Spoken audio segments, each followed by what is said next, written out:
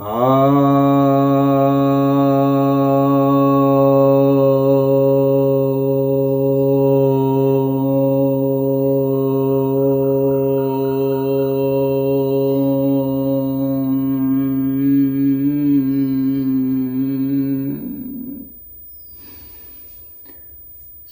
भक्तजनों को सप्रेम नमन। भक्तों, एक जिज्ञासा है कि आप अंतर्जातीय विवाह से सहमत हैं, तो क्या आप अंतर्धार्मिक विवाह से भी सहमत हैं? क्योंकि इससे तो समाज में समरसता आएगी।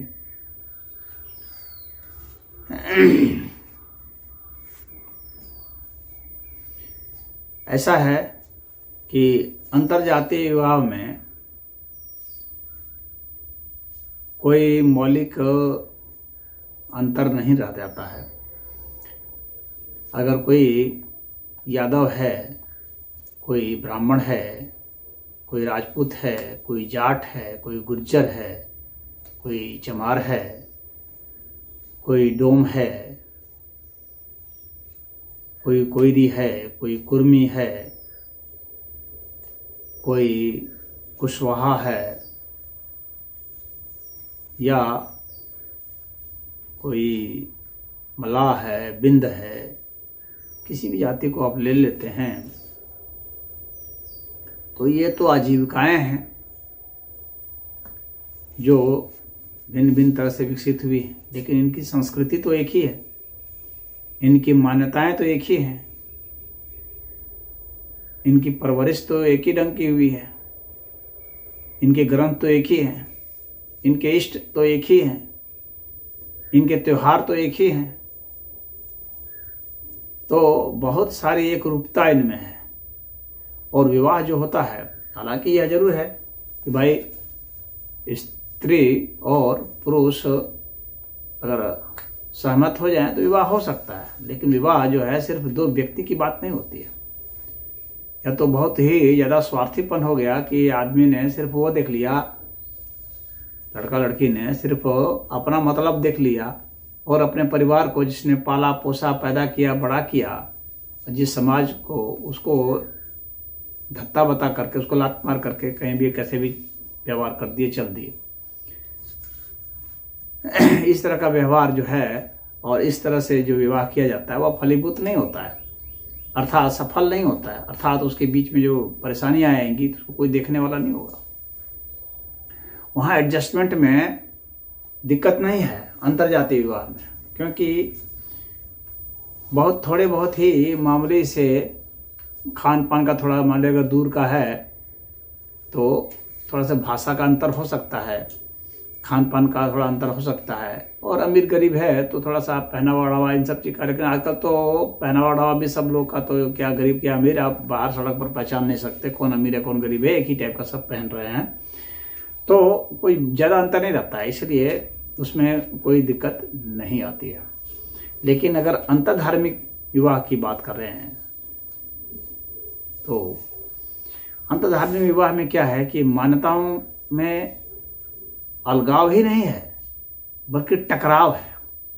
अलगाव होता तो कोई एडजस्ट कर लेता आदमी, अगर कोई अलग चीज़ है तो आदमी एडजस्ट कर लेता है, लेकिन विरोधी चीज़ है, जो चीज़ यहाँ पर सम्मानीय है वही चीज़ वहाँ अपमानीय है, जो वहाँ अपमानीय है वही इधर जो है सम्मानीय है, जो उधर सम्मानीय है उधर इधर अपमानीय है, यानी दोनों एक दूसरे के विरोध में हैं। सारी मान्यताएं एक दूसरे के विरोध में हैं। जब खान पान, रहन सहन, त्योहार और फिलॉसफी, उनके ग्रंथ, उनकी मान्यताएं, उनके सिद्धांत जब एक दूसरे के विरोध में हैं, एक दूसरे को एडजस्ट नहीं कर सकते, इस स्थिति में हैं, तो यह मुश्किल हो जाता है। उदाहरण के लिए थोड़ा बहुत हल्का फुल्का उसमें कोई एडजस्ट कर सकता है, जैसे कि बौद्ध मत है तो अगर हिंदू बौद्ध से शादी कर लेता है तो एडजस्ट हो जाता है, क्योंकि दोनों का एक ही जैसा है लगभग, तो ये चल जाएगा। या जैन मत में है, जैन से हिंदू में हो गया, हिंदू से जैन में हो गया, चल जाता है, एक ही टाइप का है। थोड़ा बहुत अंतर है उतना एडजस्ट कर लेता है, बहुत विरोधी नहीं है। कहीं कहीं कुछ विरोध है तो उतना आपस में वो कर लेते हैं। लेकिन जो ईसाई मत है या इस्लाम मत है ये एकदम विरोध में पड़ जाते हैं, तो इनका एडजस्टमेंट काफ़ी दिक्कत में है। अगर ईसाई अगर यहूदी से शादी कर ले तो थोड़ा बहुत एडजस्ट हो जाएगा, या ईसाई अगर इस्लाम से शादी कर ले तो वो भी थोड़ा बहुत एडजस्ट हो जाएंगे। उनको भी दिक्कत होगी लेकिन कुछ एडजस्ट हो जाएंगे, लेकिन ज़्यादा नहीं हो पाएंगे। क्योंकि भाई दिक्कत है इसलिए क्योंकि भाई इस्लाम में कहा गया है कि ईसाई को मारो, ईसाई तुम्हारे खुले दुश्मन है। तो जहाँ आप कह दिया गया है तुम्हारे ईसाई खुले दुश्मन है, तो भाई जब दुश्मनी है तो कैसे एडजस्ट होगा? जब वो कुरान में ही है, मूल सिद्धांत में ही वहाँ पर दुश्मन की बात बता दी गई है। उसी तरह से हिंदू हैं, हिंदुओं के बारे में कुरान में स्पष्ट कर दिया गया कि ये दुश्मन है, इनको जहाँ पाओ वहीं मारो। तो ऐसे में कैसे एडजस्ट होगा? उसके विरोध में अगर बात नहीं होती, उसकी पूजा पद्धति को, उसकी साधना पद्धति को, उसके त्योहारों को, हर चीज़ जो है अलग ही नहीं बल्कि विरोध में है, ऐसे सिद्धांत बना दिए गए हैं। तो वहाँ पर यह संभव नहीं है। इसलिए अंतर धार्मिक विवाह अगर कोई कर लेता है तो उसे बहुत दुश्वारियाँ झेलनी पड़ेगी। कर लेता है या कर लेती है, जो भी लड़का हो या लड़की हो, तो उनका एडजस्ट करना संभव नहीं है। वो तभी संभव होगा जब उसमें से एक जो है तिलांजलि ही दे दे, अपने धर्म को, अपने मत को तिलांजलि ही दे दे, सरेंडर ही कर दे कि छोड़ो इस बवाल को, अब हम पूरा का पूरा, यानी अपनी पूरी पहचान को ही वह मिटा दे, अपना व्यक्तित्व को ही नष्ट कर दे, अपने परिवार को, अपनी स्मृति को, सबको नष्ट कर दे, तो ठीक है, फिर वो उसमें सेट हो जाएगा। तो समरसता जो शब्द का प्रयोग किया गया है कि समरसता आ जाएगी, तो समरसता तो तभी ना आएगी जब दोनों के विचार एक हो जाएंगे, दोनों के भाव एक हो जाएंगे, तो समरसता आती है। जब संस्कृतियां एक जैसी हो जाती है तो समरसता आती है। तो ऐसे समरसता सिर्फ विवाह कर लेने से नहीं आती है, बल्कि विरोधाभास टकराहट हो जाएगी। इसमें कई मारे भी गए हैं, कितने ने आत्महत्याएं कर दी हैं, कितने को सताया जाता है, पीड़ित होता है, उसके परिवार पीड़ित होते हैं, उसका समाज पीड़ित होता है। तो जिसमें माता पिता भी शामिल हों, जिस विवाह में उसके रिश्तेदार भी शामिल हों, भाई एक बार शादी करनी है तो ऐसा है। अब यहाँ पर रोज रोज शादी करनी है तो बात अलग है, भाई कभी इससे किया कभी उससे किया, बराबर जहाँ शादी, यहाँ पर सौ शादी की जा सकती है, वहाँ की बात अलग है। लेकिन जिस समाज में एक बार या 2 बार शादी होती है तो वहाँ पर एक बहुत बड़ा इवेंट होता है यार, बहुत बड़ी घटना होती है। और सिर्फ शादी नहीं करनी है, उसकी जिम्मेवारी भी तो निभानी है। शादी का मतलब ये थोड़ी है कि बस बिस्तर पर चले जाओ और बच्चा पैदा कर दो बस। शादी उतने भर नहीं है।